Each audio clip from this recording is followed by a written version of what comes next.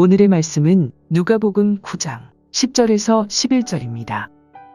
사도들이 돌아와 자기들이 행한 모든 것을 예수께 여쭈니 데리시고 따로 벳세다라는 고을로 떠나가셨으나 무리가 알고 따라왔거늘 예수께서 그들을 영접하사 하나님 나라의 일을 이야기하시며 병 고칠 자들은 고치시더라.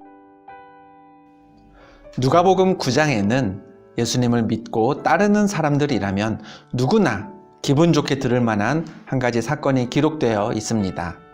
9장 6절입니다. 제자들이 나가 각 마을에 두루 다니며 곳곳에 복음을 전하며 병을 고치더라. 예수님께 능력과 권위를 받은 제자들이 여러 마을을 두루 다니면서 복음을 전했고요. 병자들을 고쳤습니다. 물론 여기서 병을 고쳤다는 것은 의료행위로 병을 고쳤다는 게 아니죠. 말씀으로 아픈 사람들을 회복시켰다는 뜻입니다. 예수님을 믿든지 그렇지 않든지의 여부를 떠나서 아픈 사람들이 병에서 자유로워졌다라는 소식은 누구에게나 기쁜 소식입니다. 거기에 복음까지 전해졌다고 했으니 믿는 우리들에게는 더욱 좋은 소식이겠지요. 그런데 이 소식을 듣고 기분 나쁜 사람이 한 사람 있었습니다. 누가복음 9장 7절입니다. 분봉왕 헤롯이 이 모든 일을 듣고 심히 당황하니 로마의 대리인으로서 유대 팔레스타인 지역을 다스리던 분봉왕 헤롯은요, 예수님의 제자들이 복음의 열매를 맺었다는 소식을 듣고 당황했습니다. 헤롯이 세례 요한의 목을 베어 죽인 지가 바로 얼마 전인데 예수님과 그 제자들이 말씀으로 기적을 행하자 사람들이 예수님을 가리켜서 죽은 세례 요한이 다시 살아났다라고 말하기 시작했기 때문이었습니다. 헤롯에게는 복음의 능력이 나타났다는 사실이 반갑지 않았습니다. 예상하지 못했던 일이었기에 도리어 당황했죠. 이런 가운데 예수님은 제자들을 데리고 벳세다로 가셨습니다. 본문 11절은 이렇게 전합니다. 무리가 알고 따라왔거늘. 이전에 예수님을 통해 혹은 그 제자들을 통해 다양한 기적과 은사를 경험했던 벳세다 주변의 마을 사람들이 벳세다까지 예수님을 따라왔습니다. 그럼 예수님은 예수님을 따라온 사람들을 어떻게 대하셨을까요? 본문 11절 후반절입니다. 예수께서 그들을 영접하사 하나님 나라의 일을 이야기하시며 병 고칠 자들은 고치시더라. 예수님은 따라온 사람들을 영접하셨습니다. 그들에게 하나님 나라의 일을 이야기하셨고 병 고침이 필요한 환자들은 고치셨습니다. 앞서 소개해드렸던 헤롯 왕과는 달랐습니다. 헤롯은 사람들이 복음을 전해 듣고 병 고침 받는다는 사실을 달가워하지 않았죠. 불편하게 여겼습니다. 반면에 예수님은 복음의 능력에 갈급한 사람들을 다시 품어주셨습니다. 영접하셨습니다. 하나님 나라의 일을 이야기하며 계속해서 복음을 전하셨고 병도 고쳐주셨습니다. 그런 이후에 어떤 일이 있었을까요? 누가복음에는 오늘 본문 뒤에 우리가 잘 아는 오병이어 이야기가 이어집니다.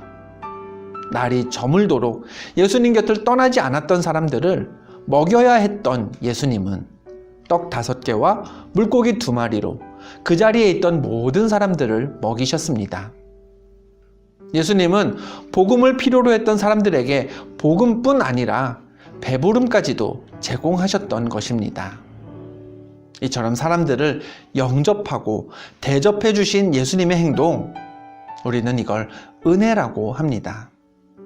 영접받지 못할 우리들인데, 대접받을 만한 일을 한 적이 없는 우리들인데, 그런 우리를 하나님과 그 아들 예수님이 영접하셨고요. 배불리 먹고 남을 만큼 풍성한 음식을 베풀어 주신 것은 다 예수 그리스도를 통해 우리에게 허락된 하나님의 은혜인 것입니다. 역시 오병이어 사건을 기록해둔 마태복음은 사람들을 먹이시기 전 예수님의 심정을 이렇게 기록했습니다. 무리를 보시고 불쌍히 여기시니 이는 그들이 목자 없는 양과 같이 고생하며 기진함이라. 은혜는 여기서부터 출발합니다. 목자 없는 양처럼 고생하는 우리를 예수님은 불쌍히 여기셨고 우리에게 생명을 주시고자 십자가를 지기까지 하셨습니다. 이처럼 예수님은 우리를 품으시는 분이십니다. 중요하게 여김받지 못하는 사람, 아픔이 있어서 당당하지 못한 사람의 영혼과 마음을 헤아리시고 그 육신의 필요까지도 품어주셔서 배불리 먹이시는 은혜로운 구세주가 예수님이십니다. 죄로부터 자유롭지 못하고 허물을 감출 수 없는 우리들이지만 그런 우리를 용서하시고 대속하시기 위해 십자가를 지신 분이 우리를 인도하시는 예수님이신 것이죠. 오늘 우리는 기도할 때 무언가 하나님의 높은 뜻을 구할 수도 있습니다. 하나님의 구원의 때가 이루어지게 해달라고, 혹은 이 교회가 굳건히 서고 믿음의 사람들이 세상에 더 많아지게 해달라고, 온 세계가 다 같이 앓고 있는 코로나로부터 자유롭게 해달라고, 그런 큰 기도의 제목을 갖고 구할 수 있습니다. 맞습니다. 우리는 그렇게 하나님이 이루실 크고 놀라운 뜻을 위해서 기도해야 합니다. 하지만 우리 삶의 형편이 간절해지면요, 우리의 기도는 원초적인 내용으로 바뀌기도 합니다. 하나님, 오늘 하루 굶지 않고 먹게 해주십시오.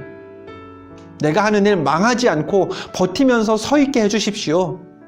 육신에 아픈 곳이 있습니다. 제발 좀 낫게 해주세요. 그렇게 기도하죠. 그런 기도도 할 수밖에 없는 게 연약한 우리의 모습입니다. 분명한 사실은 기도하는 내용이 크고 원대하든 아니면 개인적이고 기본적이든, 또 기도하는 시간이 길든 아니면 서투른 기도로 짧게 기도하든, 우리는 우리 기도의 내용과 방법에 대해 염려할 필요가 없습니다.